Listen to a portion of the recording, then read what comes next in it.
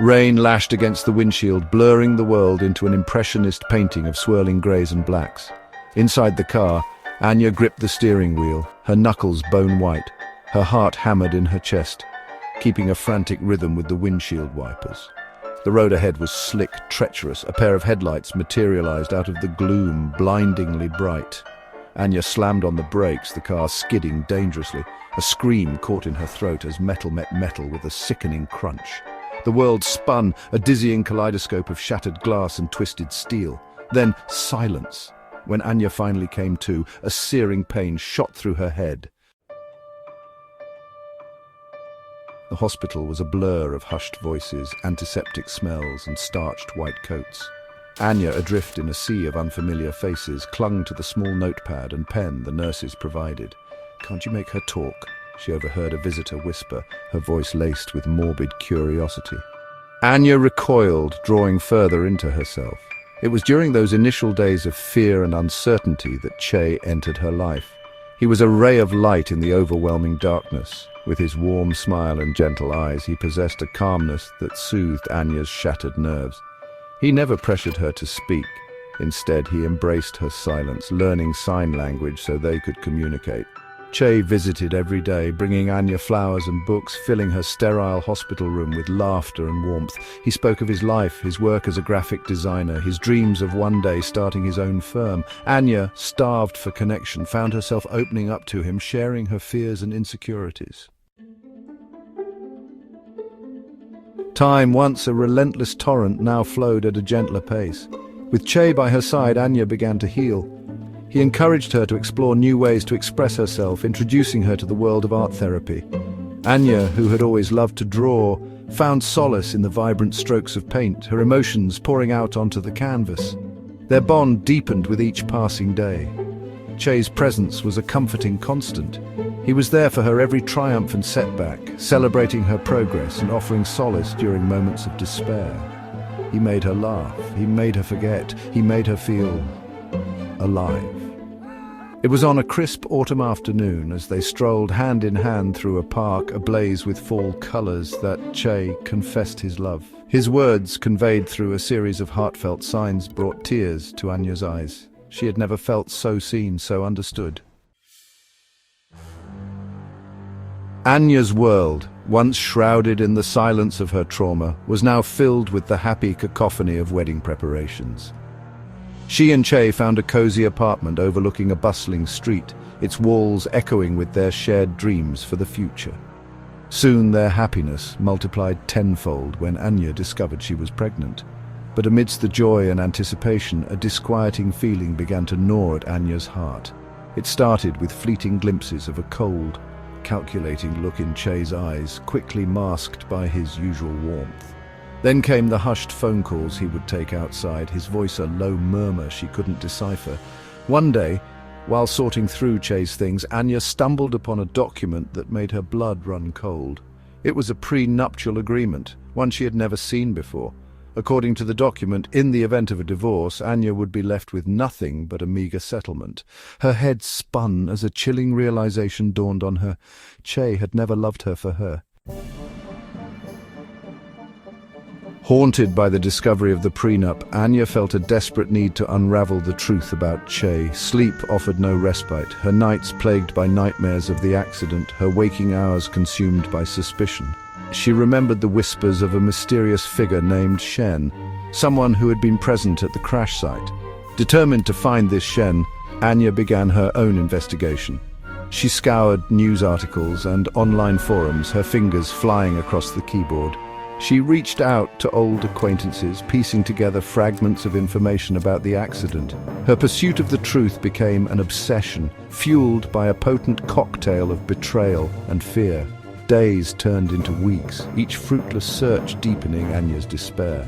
Just when her hope began to dwindle, a breakthrough arrived in the most unexpected form: an anonymous email. The email was short, cryptic, but it held a vital clue. The village was a forgotten corner of the world, shrouded in an ethereal mist that clung to the gnarled branches of ancient trees. The air hummed with an unsettling stillness, broken only by the rustle of leaves and the distant cawing of crows. Anya, her heart pounding in her chest, navigated the labyrinthine streets, her eyes scanning the faces of the villagers. She found Shen living in a dilapidated hut at the edge of the village. He was an elderly man, his face etched with a lifetime of hardship and regret. He recognized Anya instantly, his eyes widening in surprise. He had been expecting her, he said, his voice a raspy whisper. Over cups of bitter tea, Shen revealed a shocking truth. He had been hired by Che to tamper with Anya's car brakes, to stage an accident that would silence her forever. He spoke of Che's greed, his cold-hearted ambition to claim Anya's family fortune as his own. He confessed to his part in the plot, his voice thick with remorse. Anya listened, her blood turning to ice. Returning to the city, Anya felt like a warrior girding for battle. The fear that had once paralyzed her now fueled her determination. She had to protect her unborn child from the monster she had unknowingly pledged her life to. But how could she fight a man who had already infiltrated her life so completely, who had meticulously woven a web of deceit around her? Anya knew she couldn't go to the police. Not yet. Che was a master manipulator, skilled at deflecting blame and twisting narratives. He would find a way to discredit her, to paint her as an unstable, vengeful wife.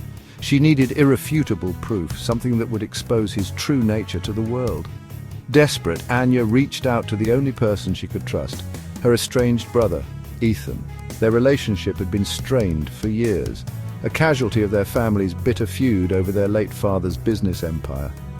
But Anya knew Ethan, despite his flaws, had a good heart. She poured out her heart to him, her fingers flying across the keyboard, each word a testament to her terror and determination. Ethan worked tirelessly, leveraging his connections in the city's underbelly to gather evidence against Che. He discovered a trail of financial discrepancies, shady business deals, and hushed whispers of Che's gambling debts. It was becoming increasingly clear that Che was not the successful entrepreneur he projected himself to be. He was a conman, a wolf in sheep's clothing, driven by greed and a chilling lack of empathy. Meanwhile, Anya, despite her growing fear of Che, played the part of the unsuspecting wife. She pretended to be oblivious to his late-night calls, his furtive glances, the growing coldness in his eyes. All the while, she meticulously documented every interaction, every suspicious move, building her case against him. One evening, Ethan called Anya, his voice charged with urgency. He had found the smoking gun, a recording of Che confessing his plan to his accomplice, a disgruntled former employee of Anya's father. The recording was chilling, filled with chilling details of Che's plot to get rid of Anya after the baby was born. The annual Shantian Group Gala was a grand affair, a glittering spectacle of wealth and influence. Anya, heavily pregnant but radiating a quiet strength, stood at the top of the grand staircase, her eyes scanning the opulent ballroom. Ethan stood by her side, a reassuring presence in the sea of unfamiliar faces. Che, oblivious to the storm brewing around him, was in his element, charming the guests with his easy smile and witty banter. He had no idea that his carefully constructed world was about to come crashing down. A hush fell over the crowd as Anya stepped forward, her eyes locking onto Che's. The color drained from his face as he saw the steely glint in her eyes, the unwavering resolve on her face. He knew in that instant that the game was up. Ethan, using sign language, addressed the stunned audience. He spoke of Che's betrayal, his greed, his callous disregard for human life. He presented the evidence, the recordings, the financial discrepancies, painting a damning picture of a man driven by avarice and a lust for power. As Ethan spoke, Anya watched. As the realization dawned on the faces of the guests, the whispers started, growing louder, angrier. Che's carefully crafted facade crumbled before their eyes, revealing the monster that lurked beneath. He tried to defend himself, to deny the accusations, but his words rang hollow in the face of overwhelming evidence.